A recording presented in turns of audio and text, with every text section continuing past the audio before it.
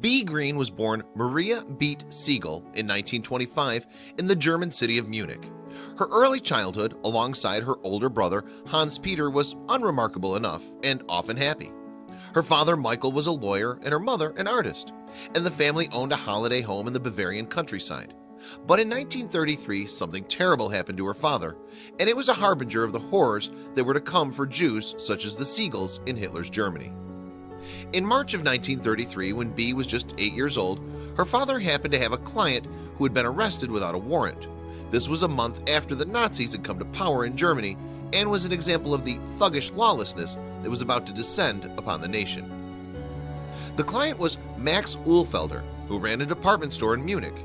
Michael Siegel went to a police station hoping to help Ulfelder in any way he could, but when he got there, he was sent to a room that turned out to be full of Nazis. In fact, they were members of the SA, Hitler's brutal paramilitary.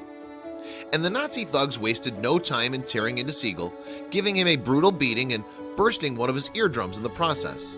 But simply subjecting Siegel to this arbitrary onslaught of violence wasn't enough to satisfy them.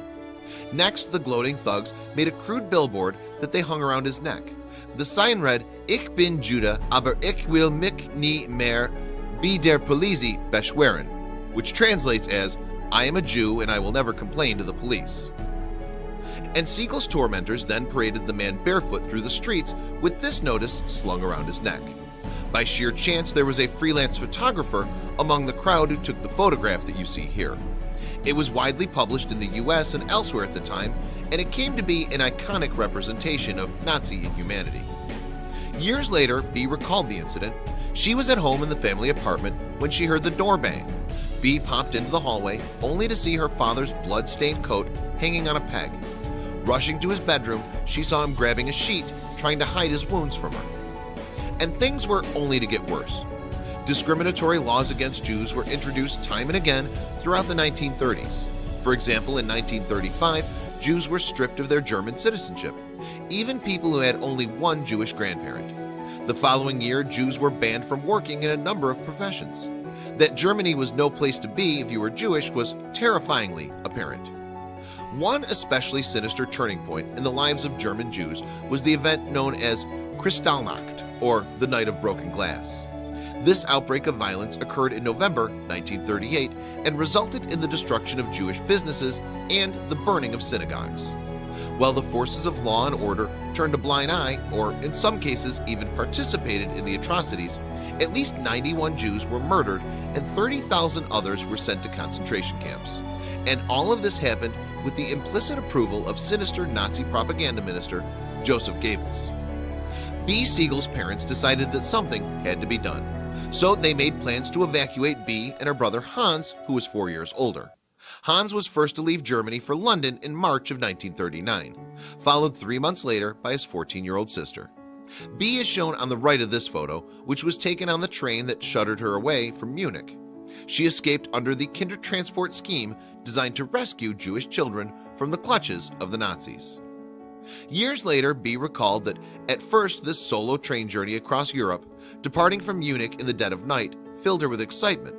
But as the train was departing, Bee noticed that her mother was weeping, and it was then that the 14-year-old realized how alone she really was.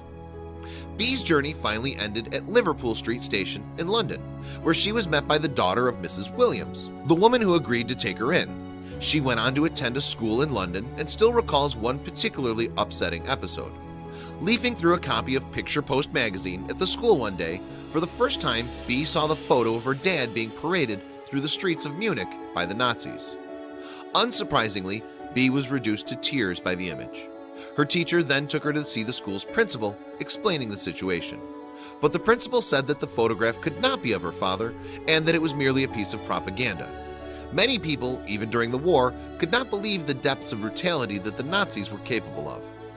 Nonetheless, Bee's early experiences in England were largely positive.